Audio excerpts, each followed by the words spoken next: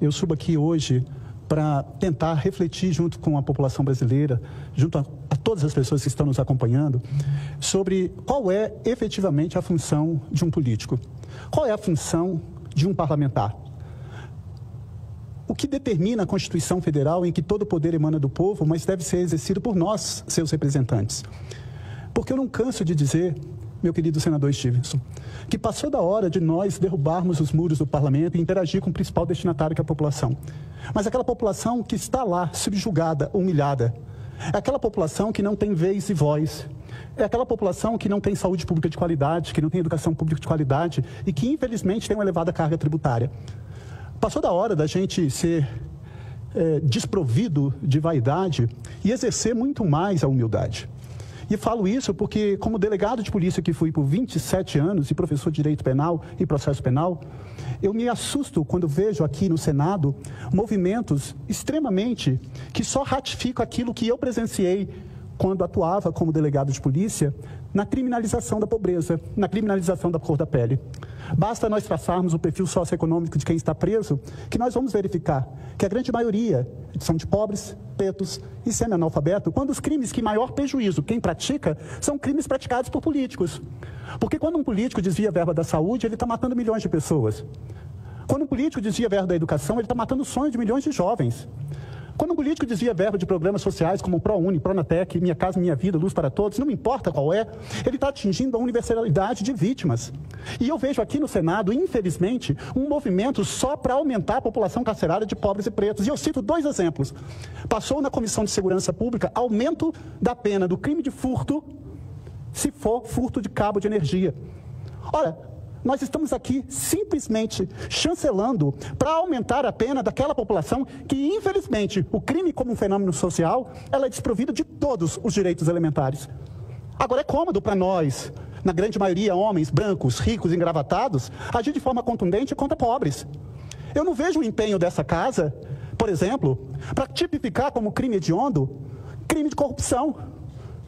Corrupção ativa, corrupção passiva, peculato, concussão, crimes contra a ordem tributária, crimes contra o sistema financeiro, crimes de sonegação fiscal, mas é fácil para nós agirmos de forma contundente contra uma camada economicamente menos favorecida.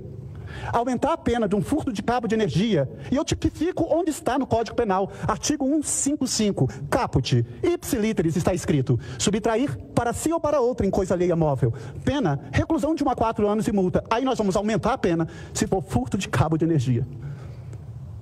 A gente tem que agir de forma contundente contra os receptadores. A gente tem que agir de forma contundente contra traficantes. Mas a gente tem que fazer essa faxina moral para responsabilizar todo agente público, todo agente político, todo servidor público que não cumprir com os princípios que regem a administração pública. Que não cumprir com o artigo 37, legalidade, impessoalidade, moralidade, publicidade e eficiência.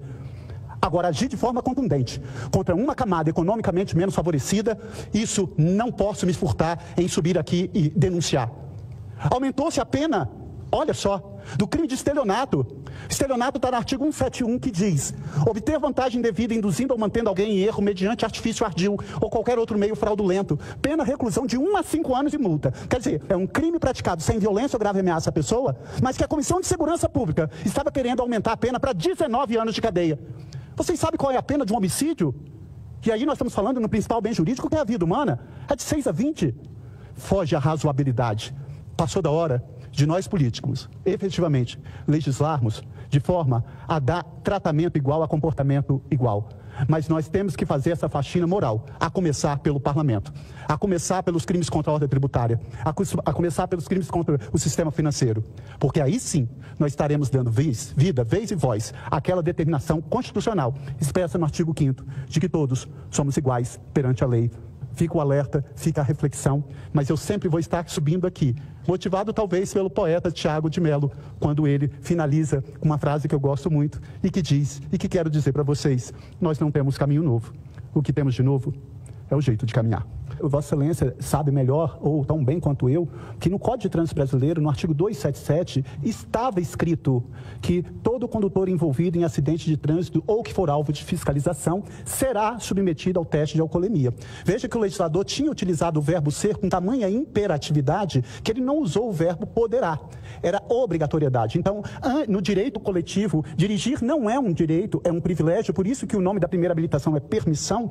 Se no poder de fiscalização você parar um motorista e ele se recusar, a recusa dele deve ter o poder de presumir que ele fez uso. Aí é legislar em defesa da vida. Mas o que nós fizemos? Falo nós, eu não estava nessa casa, nem Vossa Excelência, mas nós, o parlamento fez. Ele tirou o verbo ser. Tirou o verbo será submetido e colocou poderá ser. E aí você vem, mais uma vez, o recorte socioeconômico. Porque uma pessoa instruída diante uma fiscalização por parte do poder público, seja a Polícia Militar, que faz um brilhante trabalho, seja a Guarda Municipal ou a Polícia Rodoviária Federal, ele vai efetivamente se recusar. Agora, nós sabemos que até a forma como se aborta um pobre num carro velho, ele vai refazer sob pena de ser responsabilizado por um crime, eventualmente, de desobediência, que nem vai existir. Mas o que eu quero falar é que até nesse contexto, de forma elitizada, o Código de Trânsito Brasileiro, nós retrocedemos, não para punir aquele que se recusou, presume-se, a lei é clara. E isso é uma determinação constitucional no artigo 5º, 2. Ninguém é obrigado a fazer ou deixar de fazer alguma coisa, senão em virtude de lei. E existia uma lei que determinava que o motorista fosse submetido ao teste? Sim, o artigo 277. Volto a repetir, ipsilíteres. Todo condutor envolvido em acidente de trânsito ou que for alvo de fiscalização será submetido ao teste. Não fez, eu vou presumir que você está sob influência do álcool ou substância de efeito psicoativo que determine dependência. Aí é legislar em defesa da vida. Aí é sim proteger a vida humana. Mas não, nós fizemos foi, arranca-se o verbo ser e coloca a faculdade. E aí passa para a população, que infelizmente o pobre vai fazer o teste do bafômetro e o rico não vai fazer.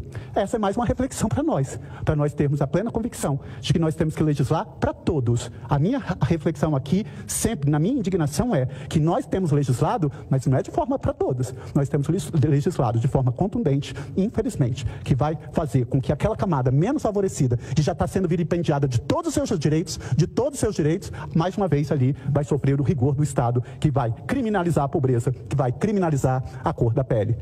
Cada um sabe a dor e a delícia de ser o que é.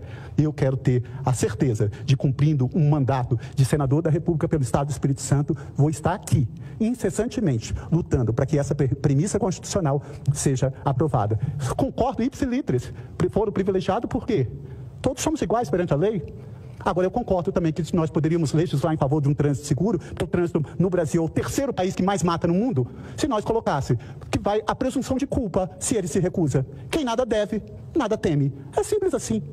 E nas ações de investigação de paternidade, isso é uma premissa. A recusa do suposto pai em se fornecer o sangue para o exame de paternidade, presume-se a paternidade. Mutatis mutandis. Na fiscalização dentro do sistema viário, a recusa do motorista em se submeter ao teste, presume-se que ele fez uso. Aí sim, a vida humana, a integridade física está sendo tutelada pelo Estado brasileiro. Obrigado, senhor presidente.